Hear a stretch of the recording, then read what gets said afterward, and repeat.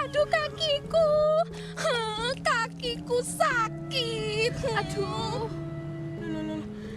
apa ini? Ular!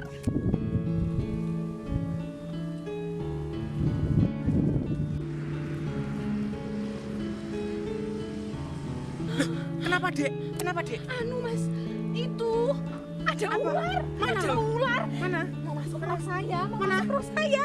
Terus tak lempar tadi itu tak lempar gitu loh mas. Tadi ada ular. Mana lo, mana? Ini loh ular, ini ular, ular. Bukan ular ini, Dek. Ini itu belut. Tuh, belut. Oh bukan ular. Bukan ular, ini belut. Saya baru tahu mas. Kalau saya tahu nggak mungkin saya teriak-teriak. Belum pernah lihat belut ya? Pengen lihat belut? Lihat aku mas, Pengen ngerti ini apa? pengen tahu. Belut sawah atau Monopterus albus merupakan salah satu jenis ikan air tawar yang sering dimanfaatkan sebagai sumber protein. Belut hidup di perairan dangkal dan berlumpur. Belut juga mampu bertahan pada perairan yang minim oksigen dan kekeringan, asalkan masih becek dan tubuhnya masih basah.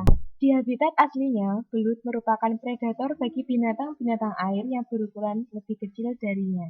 Di antaranya cacing sawah, keong mas, dan juga gerudu atau kecebong. Ciri umum pada belut sendiri memiliki panjang tubuh hingga mencapai 100 cm dengan diameter mencapai 3 cm. Untuk ciri pada luarnya, belut sendiri berwarna coklat kehitaman, memiliki tubuh yang berlendir dan tidak bersisik. Badan belut bulat panjang menyerupai ular. Kulitnya licin berlendir, mata kecil, hampir tertutup oleh kulit, giginya kecil runcing membentuk lutut, bibirnya berupa lipatan kulit yang lebar, tidak bersirip, dan tidak bersisik.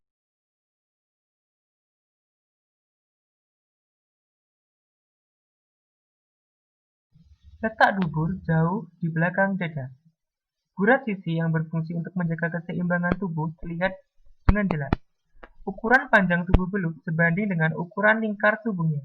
Dengan begitu, belut berlingkar tubuh besar akan memiliki panjang tubuh yang lebih dibandingkan belut dengan lingkar tubuh kecil.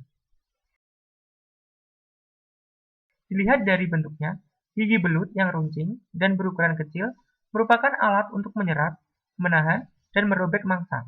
Sementara, lambung besar serta usus yang pendek, tebal, dan elastis merupakan ciri hewan karnivora atau pemakan daging.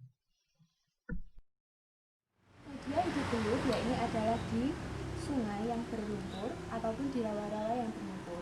Nah, belut sama halnya dengan lele, di mana dia memiliki alat pernafasan tambahan. Alat pernafasan tambahan ini berupa kulit tipis yang berada di rongga mulut, serta belut memiliki kulit yang licin atau berlumpur. Dan alat pernafasan tambahan ini berfungsi untuk mengambil pasokan oksigen di atas permukaan air.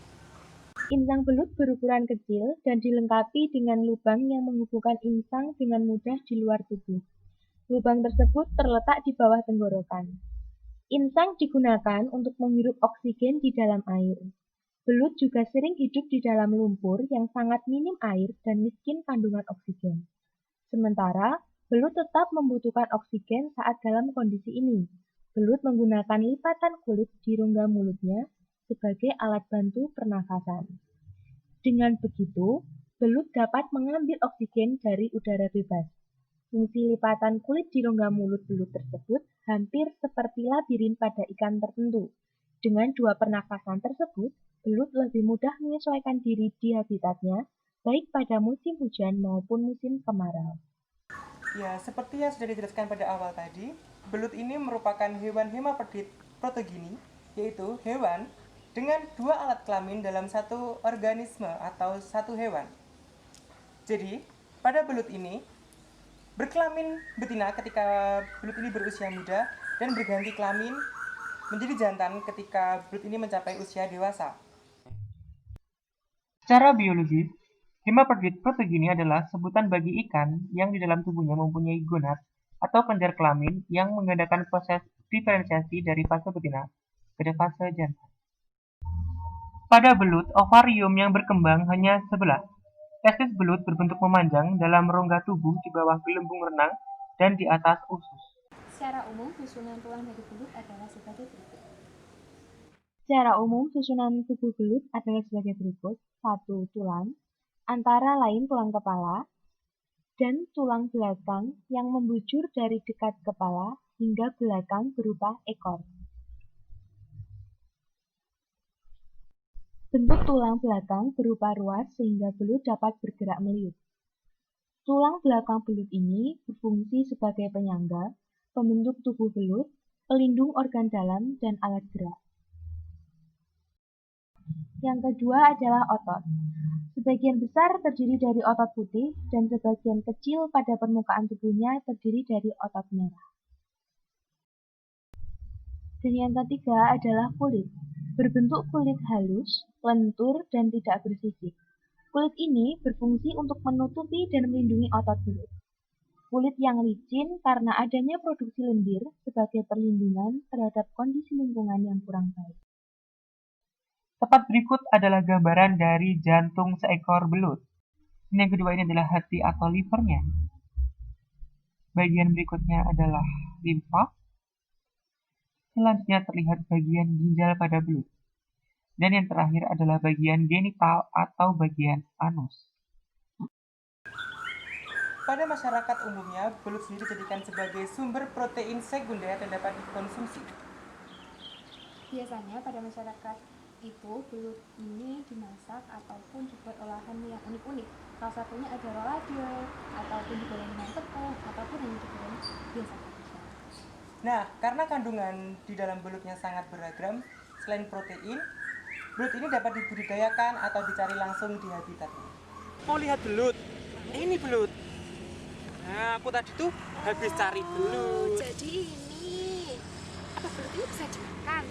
Enak sekali kalau dimakan. Kamu sudah pernah masak belut? Sudah. Kamu belum pernah makan? Belum pernah. Ayo kita masak.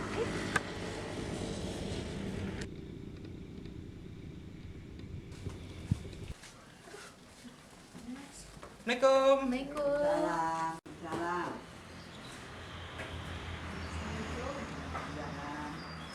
Ada masak ulet? Ada masak ulet? Goreng. Oke. Monggo, Mak. Jika dilihat dari nilai komposisi gizinya, belut mempunyai nilai energi yang cukup tinggi. Nilai energi pada belut jauh lebih tinggi dibandingkan dengan telur. Itulah yang menyebabkan belut sangat baik untuk digunakan sebagai sumber energi. Protein belut juga kaya akan beberapa asam amino yang memiliki kualitas cukup baik, yaitu leusin, lisin, asam aspartat, dan asam glutamat. Leusin dan isoleucin merupakan asam amino esensial yang sangat diperlukan untuk pertumbuhan anak-anak dan menjaga keseimbangan nitrogen pada orang dewasa.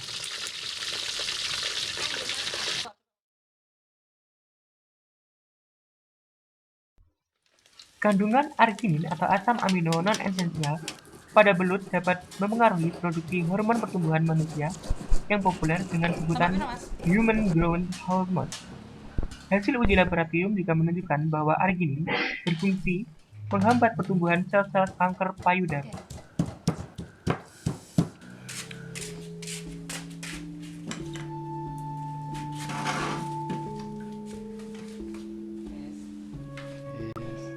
Belut kaya akan zat besi jauh lebih tinggi dibandingkan zat besi pada telur dan daging.